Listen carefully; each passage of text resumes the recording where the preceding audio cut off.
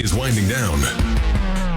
They're just getting started. This is South Coast Tonight with Chris McCarthy and Marcus Farrow. They've got you covered on all the news of the day, from local issues to politics on both sides of the aisle. This is the place where the movers and shakers come to be heard, to listen, and where they're held accountable. This is South Coast Tonight on WBSM.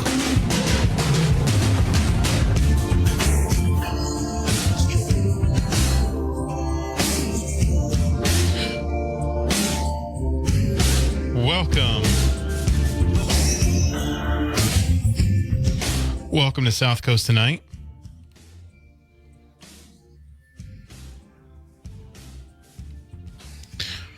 I'm Marcus. Chris will be back tomorrow. We'll be joined by New Bedford Mayor Scott Lang, former New Bedford Mayor Scott Lang, and we'll be taking your calls then too. Last time we had him on, we talked about the MBTA vote, and it sounds like a lot of you heard us because I think the yes vote was 80-20, so that's great. Happy to hear that.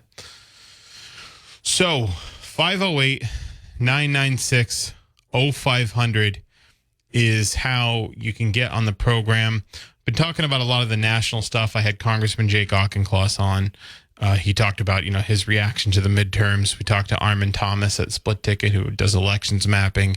He's talking about which races are going to decide who controls what chamber, and basically his reaction to Republicans underperforming so dramatically across the country. And I wanted to shift to a more local focus in this hour, and sort of just speculate on the Ward 3 City Council race that's going to be happening. We're going to the Bristol County Sheriff's race is over. The governor's election, all the state elections, that's all over. The dust is more or less settled on that. So, but I wanted to compliment Barry on a great interview with the sheriff today. I thought it was really good. And so that's all over. What we're going to be focusing on, among a lot of things, I'm looking forward to having people in, doing more policy-ish types of discussions, right? Pivoting away from the elections and doing some more policy-esque type of discussions. But we can't fully pivot away from the elections because we have the Ward 3 City Council race on tap. So I know a lot of you have heard. I know everybody's heard because it's all I heard about. But here on WBSN on South Coast Tonight, Hugh Dunn, the Ward 3 City Councilor, announced his resignation. He did that because he's got a job at a major personal injury law firm in Boston. The commute he's making is what he described as untenable. It's not good for him. It's not good for the constituents for him to be trying to split time like that. And it's not good for his dog. So he's relocating. He's got an apartment, or he's got a house, or I don't know. He's got a place in Boston that he's relocating to. And so obviously he won't be able to carry out his duties as city councilor anymore. I think he was a great city councilor. I think he did a lot of good work. A lot of people talk about the incident, the car crash and all of that, but he did a lot of good work for unions. He spearheaded the Mike Cassidy home rule petition that we're hoping passes this session or the next. But he did a lot. He spearheaded the fight against ending collective, not against the city's effort to try to take away collective bargaining for public unions. The public safety motions he filed about a year and a half or so ago that were really moving a conversation forward about transparency and the efficacy of ShotSpotter and all of that. There's the advanced manufacturing campus that happened. I think he did a great job. I'm not just saying that because it's my friend, but there is now an open seat. And it's actually how he became a city councilor. Maybe people don't remember. It was almost 6 years ago now, but Henry Biscay who was the Ward 3 councilor, very popular. He, same thing, had a career change or advancement, and because of that, he couldn't serve as Ward 3 councilor anymore. So he had resigned. That left the seat open. And Hugh was recently moved to the ward and ran for the seat. And he won easily. It was a tough field. You had, I remember you had Hugh, you had Jill Usach, who's a former school committee member and a Republican state committee woman. She got the endorsement of Charlie Baker, I remember. Mark Zajac, who was a former city councilor. Kathy Danner, who was a former city councilor. You had Guy LaRocque, who was a trial attorney. Beth Photo, who was fairly new, but I think, was able to run a pretty decent campaign in the preliminary. Now, Hugh blew them all out by 53%. In the general, and then I think 70-ish% in the primary. 53% in the preliminary, and I think 70-ish% of the vote in the general, 69% of the vote in the general. So it wasn't close. And then Guy LaRocque tried to run against Hugh 2 years later, and he got blown out too. Hugh got 73% of the vote. At that time, Hugh percentage-wise was the highest percentage-wise vote getter in the city that year. And then, of course, he ran unopposed, despite the controversies that some people were, I guess, weren't all that controversial because he ended up running unopposed. So, out of that field, I don't know who's, it's been 6 years. That's a long time. People's lives change a lot in 6 years. 6 years, you guys didn't know who I was, right? I didn't start working here till 4 years ago. 6 years, I wasn't here on WBSM. 6 years ago, I had just met Chris McCarthy, right? So I wasn't here. As far as those other people in the race that did run last time, I can't speak to what a lot of them have going on, right? I haven't had any contact with any of them in the last 6 years. I haven't heard much from a lot of them. I know Beth Photo, a year or two after the election, was Standard Times Person of the Year, right? Right, because she helped organize the Women's March and all of that. But I haven't heard much from her since. I don't know what other, and the other members I didn't really know very well. I knew Guy LaRocque because we worked in the courthouse together. I haven't heard much about who's interested in that race.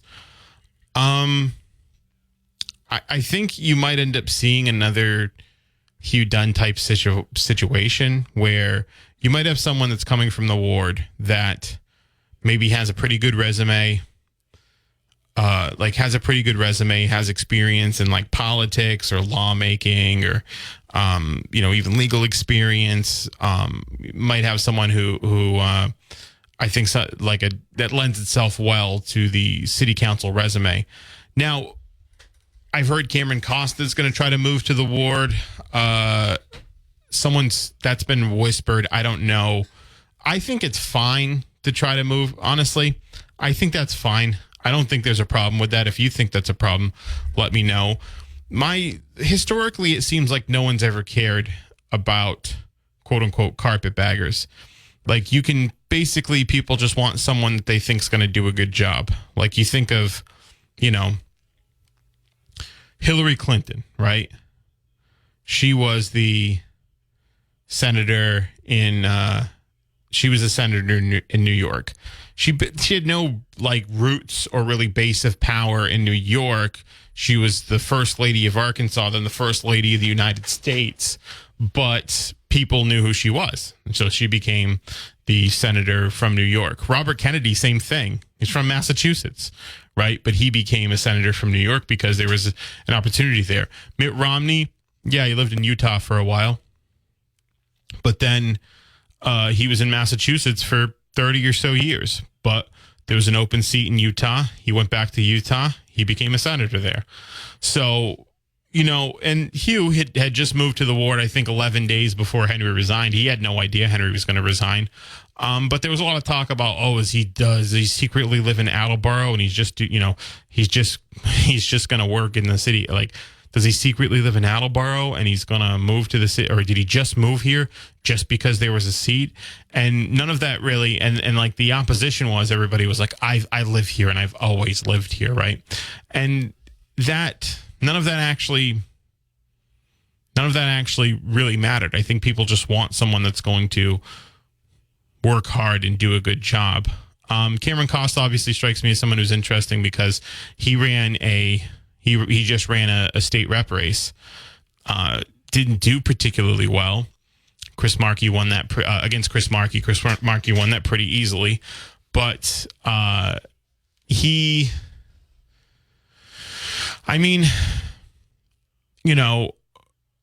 got some name ID for that. I don't know if the name ID's in the ward necessarily, but he's run a campaign before, so maybe that could work. I don't know. It depends on who's jumping in. I'm not hearing a lot from people. Like if it were other wards in the city, I think there would be more. I think that if these were any of the other wards in the city, I think I could probably name some people that if this was an open seat that might want to run for it. But I don't know. It seems like, because when Hugh won that election, he won it so pretty easily. He had one challenger for re-election since, and he beat that challenger 70. I think it was like he won 73% of the vote. So it didn't seem like there was an appetite to run against him. Now it's an open seat, so there's going to be. I think it's going to end up being a pretty crowded field. It was last time. You might see a lot of those people that ran 6 years ago come out because a couple of them were former city councilors, right? So in Ward 3's like Coggeshall Street up through Mount Pleasant Street and Hathaway Road. That's basically the rough outline of Ward 3. Some parts of Acushnet Ave.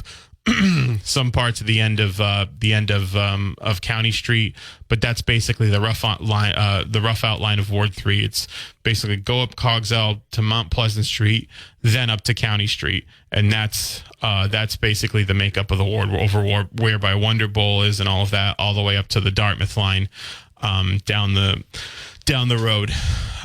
So if there's someone that lives in that area, I don't know. I guess maybe you can try to mount a campaign. It doesn't seem like, again, we haven't heard anything. He was going to resign December 1st. I remember last time, I think Henry resigned in like mid-January to early February. And then there was a preliminary maybe in March and a general in April. Or was it? He resigned. There was a preliminary in January at the end of February, and then there was a general election in April. I can't remember exactly, but I'm pretty sure the election ended up. I remember Hugh was knocking doors on like the coldest day of the year, and I think that was in February. But I think that it'll be about the springtime. For this one, it's a little bit earlier because he was resigning December 1st. So it might be sometime in like March where the general election happens. And then what's going to happen is that person will have to turn around and run for re-election in the fall. The thing is though, if you win that, it depends on how competitive it is, right? But if you win, if you have a guy, like let's say it's another Hugh Dunn, like I said, someone who has a good resume, has run a professional campaign before, knows how to run a professional campaign, and can get out there and knock doors, meet people, raise the money to send direct mail, who has some maybe a little bit of like legislative types of experience. If you get someone like that, they might win like you did, might win pretty easily. In which case, that's probably that's probably going to be the election. They're probably not going to have a challenger in November if they win handedly. That's what happened in 2017 when after the special election, Hugh ran unopposed in November. So that election, for all intents and purposes, is going to be the city council election. It's good, it's going to be important. If you're hearing anything, I'd love to hear it. Give me a call. Send me an app chat 508-996-0500. It's a really important election for a lot of reasons. And actually, I'm going to take a break and then we can talk about that. I'm Marcus 508-996-0500 is how you get the program. We're talking about the Ward 3 special election. By the way, now that the elections are over, I do want to talk about some more stuff. I was just talking to Leon Corey the other day, the Fairhaven selectman. I want to get him in here to talk about some Fairhaven stuff, right? Want to talk about some Dartmouth stuff. We're going to pivot more to the more, like, we've been talking about local elections. Obviously, we've had a couple debates, and we've had all the candidates in that were running for rep. Just every candidate that was running for rep in the South Coast, we had on the show. But now that that's over, we want to get more into the local policy, local issues, more hyper local. I think now that the election's over. All that election coverage was great, and it was an excellent way to start the show. And there'll still be some elections talk, but and we'll still have people that aren't necessarily right from New Bedford. I've had a lot of legislatures from Beacon Hill, from the Cape, and from the Boston area too, because I think all of them have really interesting stuff to say. We'll still talk about some statewide stuff, but I want to talk about Fairhaven. I want to talk about New Bedford, Dartmouth, etc., and the Tri-Town. We'll continue to talk about that because I think there's really important local issues. But one of them is this city council election in Ward 3. I talked about who I think it's difficult to gauge who would be a contender, because last time the field of people that ran in the most competitive election all did very poorly. Frankly, they didn't do all that well. Maybe it was because Hugh Dunn sucked the wind out of the room by winning 53% of the vote and 73% of the vote, or whatever. Or maybe it's that could be it, and he's not there. So, but it's difficult to say, oh, this person's, a real contender for the seat, because last time it was hardly a competition. That's not to say, the other people would be bad counselors or whatever, but it's to say that there was a lot of room for someone that's, not necessarily a staple in the ward to come through. I don't know if anybody's heard from Ward 3 Councilor Henry Brisquet. I haven't reached out to him to ask him if he's interested in running for his old job. There's nothing to indicate that he would be interested in running for his old job. He currently sits on the Board of Elections in the city. He'd have to relinquish that to run, but I think, if he wanted to run, he would definitely be doing that. So 508-996-0500 is how you can get on the program. But the election's important. It's important for a few reasons. It's why you need somebody, it's why you need somebody that's going to be very competent and going to, basically know the policy and going to know how to draft the legislation, because there's a lot going on. We don't know as of now whether or not Mayor Mitchell's going to go to. It's been pure speculation at this point. It's rumors that, you hear here and you hear there.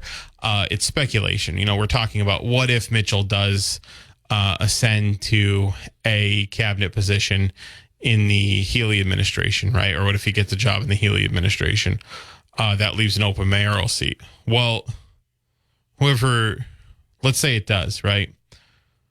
Let's say it happens. He would be gone probably sometime in the early winter, right? Right around the time that this election's happening. Then there's going to be, first there'll be a special election, but then there's going to be an appointment of an acting mayor during that time. And I think the charter says it's not necessarily a city council. It's not necessarily a city council president. It's someone who the council votes for. But let's just say it's a city council president. Let's say they just default to the city council president. Well, that person is going to have to vote for is going to be voting for the next city council president, and ultimately be voting for the acting mayor. And whoever's the acting mayor at the time will whoever's the acting mayor at the time will have a leg up in running will have a leg up in running for mayor, because they'll already have that experience of being the acting mayor, right? And they might try to use that title, right? They might put it like, I mean, it didn't work for Kim Janey up in Boston. You know, she was the acting mayor when Marty Walsh had ascended to the Biden administration, became Secretary of Labor. The city council president at the time, Kim Janey, she, you know, was the acting mayor, and then she ran on, you know, her she obviously ran. Why wouldn't she run? She basically already had the job at the time. She ran, and it was like, I think her campaign stuff said Mayor Janey on it and all that. Dropped the acting title, just said Mayor Janey or Mayor Kim Janey for Boston or whatever. But whoever would have the experience of already being the mayor, maybe already start to try to do something. I think if you're in an acting role, your powers aren't as extensive or aren't as absolute as if you were a fully elected mayor. But still, I mean, whoever comes out of that election in Ward 3 is going to be a vote for who could potentially be the next mayor. There's going to be, if that happens, there's going to be a city council vote on that. And, you know, I'm not sure. Like I said, it's purely speculative if Mayor Mitchell's going to go to the Healy administration, have a cabinet position there. We don't know if he's going to go, you know, we don't know what her cabinet looks like. I tried to ask her. Obviously, she's not going to tell me oh, yeah, here's my cabinet, right? I tried to ask her when she was in Taunton, hey, who's in your cabinet, right? Who are you looking at? And she didn't really, she didn't get, she gave me the, we're looking for a team of, people who know what they're doing, that are team players and that are blah, blah, blah, someone that can blah, blah, just the canned answer that I expect. I mean, if I were her, I wouldn't tell anybody, I wouldn't tell everybody I wouldn't tell everybody or anybody ahead of the election who my cabinet would be either. But if he does, it's going to shift the balance of power on the council. It's also, I think, the thing is I think, with Dunn leaving, it's going to have you're going to lose a reliably union friendly vote and a reliably union friendly vote on the council, and one that's, I think, been effective in swaying the conversation, right?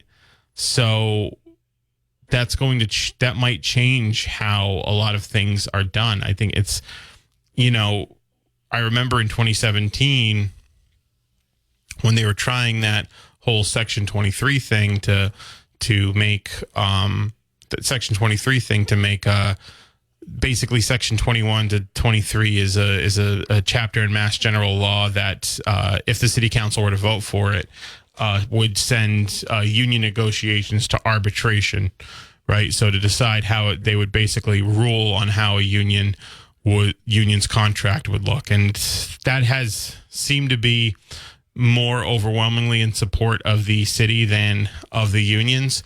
So it would effectively be divesting the collective bargaining power from the unions. And I remember Dunn stood up there with his, he said, look at all the cities where they implemented Section 21 to 23, and he had a piece of paper, and it was like the percentage of tax increase, and he showed it, and there was like one of those line graphs that went up, and it said Fall River, whatever, 2%, taxes went up 2%. Oh, no savings here, no savings here.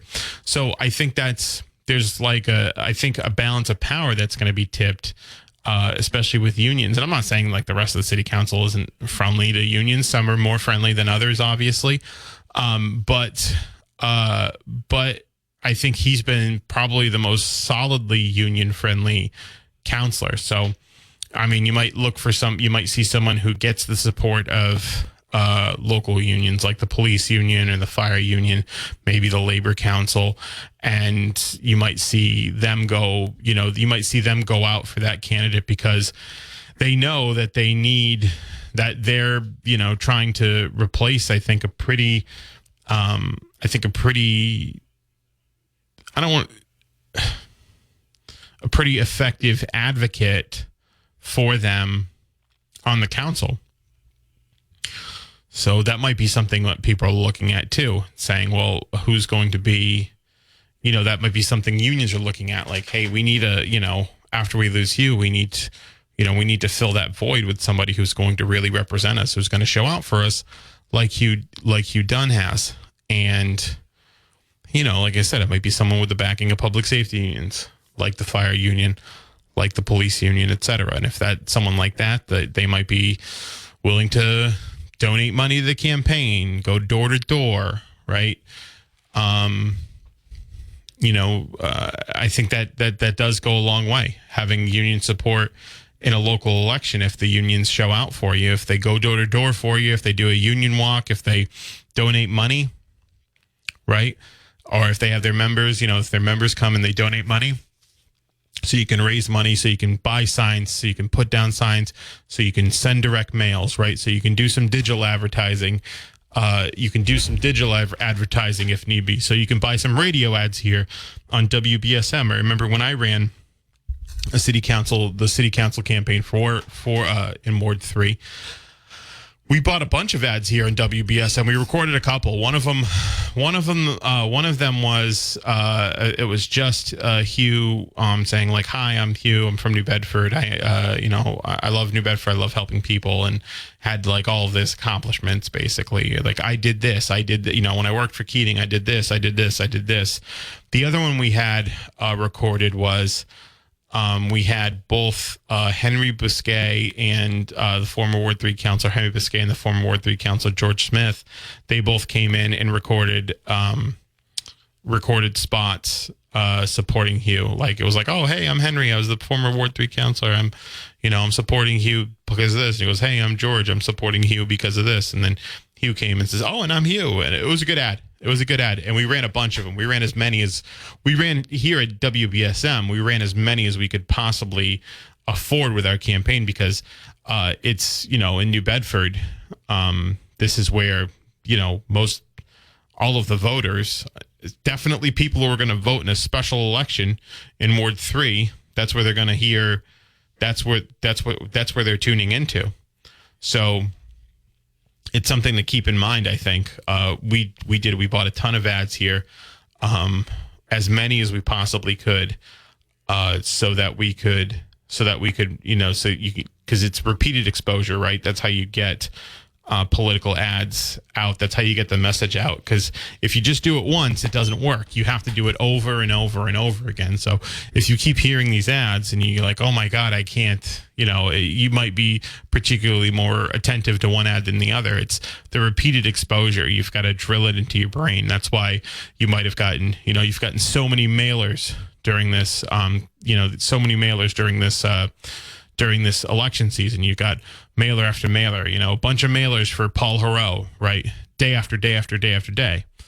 And it's because most people have elections sort of in the back of their mind. And so the repeated exposure allows people to better remember the message that you're trying to send.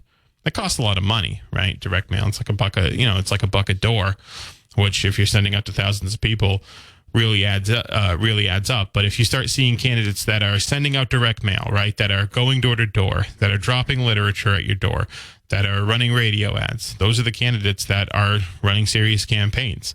The ones that aren't doing those things, that might be saying, "Well, I'm doing it differently. I'm bucking the trend because I believe in this." It's a non-serious campaign. I think a lot of people say, "Oh, I'm doing things differently. My campaigns run different." It's like, no, it's not different. It's just the people who it's been done before, you just don't hear about it because the people who have done it lost.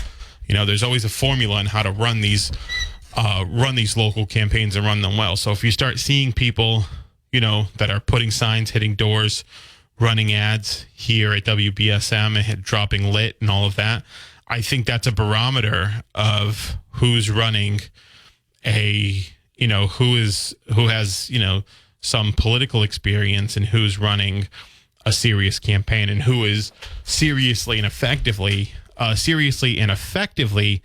advocating for your vote. People that do those things. So, I don't know. We felt like we were the only ones when we ran that election 6 years ago. We were the only ones that were really doing that well. We were very, effective. We had some effective fundraising. Obviously, we were, we fundraised pretty well. We did all those things. We had volunteers going out, canvassing, dropping lit, if not knocking on the door, just dropping lit at people's doors.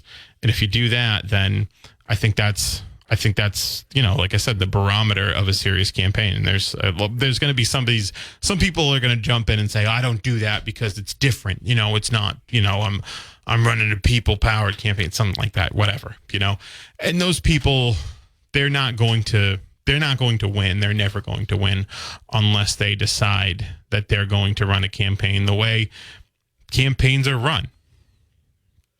So that's what to look out for, I think, when you're talking about like the when we're thinking about who's going to run in this special election, the city council. It's, I'm not going to lie, it's kind of exciting. I hate to see Hugh go from the council, obviously, but I think this is going to be pretty exciting. We're going to definitely have a debate here, right? We'll have another debate here. I think actually when we ran that that race 6 years ago, there was a couple debates. There was one with all the preliminary candidates. There was a couple with all the preliminary candidates. One of them was at New Bedford High. The other one was I forget the name of the school. It was off of Mount Pleasant Street, but that's where it was in the ward. And then there was one here at WBSM that was hosted during this time slot, actually, by Taylor Cormier, I remember, because this time slot did not exist yet for local programming, but now it does. So I think we're going to have a lot more flexibility in scheduling it, and we'll definitely have all the candidates on, too. So 508-996-0500. I'm going to take a break. I'll be right back. 1420 WBSM can now be heard on 99.5 FM. To some people, the sound of a baby babbling doesn't mean much. But that's not necessarily true. By 6 months, they're combining vowels and consonants. By 9 months, they're trying out different kinds of sounds. And by 12 months, their babbling is beginning to take on some meaning. Especially if there's no babbling at all. Little to no babbling by 12 months or later is just one of the possible signs of autism in children. Early screening and intervention can make a lifetime of difference and unlock a world of possibilities. Take the first step at autismspeaks.org. A public service announcement brought to you by Autism Speaks and the Ad Council. Get breaking news alerts, stream audio, send us text messages, and get live traffic and weather updates all on the WBSM app. Download it now from your app store or at WBSM.com. Welcome back. Just closing out the final few minutes. The other thing we did a lot was phone banking, actually. Phone banking is another, I think, good method. It's not bad. I've done it a few times. We were doing it during 2014 when the Democrats were getting walloped. And no one wanted to get out there and vote. And then that's what happened. So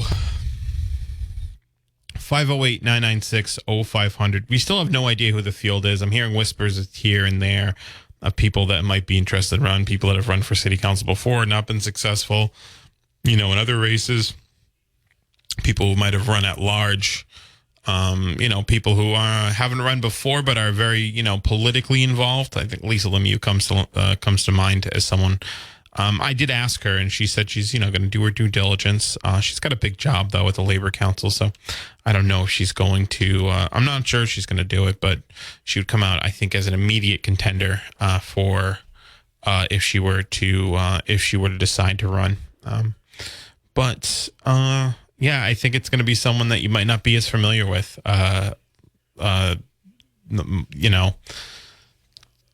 Because if Lisa doesn't run, I'm not sure.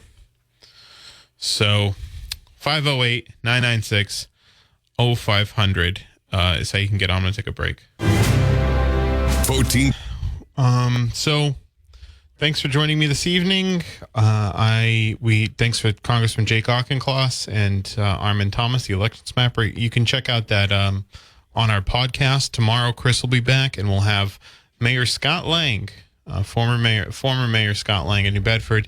He'll be on. We're going to react to some of the midterms elections, talk about some of the local stuff going on. Always great when Mayor Lang joins the show. We really appreciate it. He's funny and he tells a good story. So, other than that, see you. I guess I'll see you tomorrow and Friday. Yeah, Friday shows are usually pretty fun.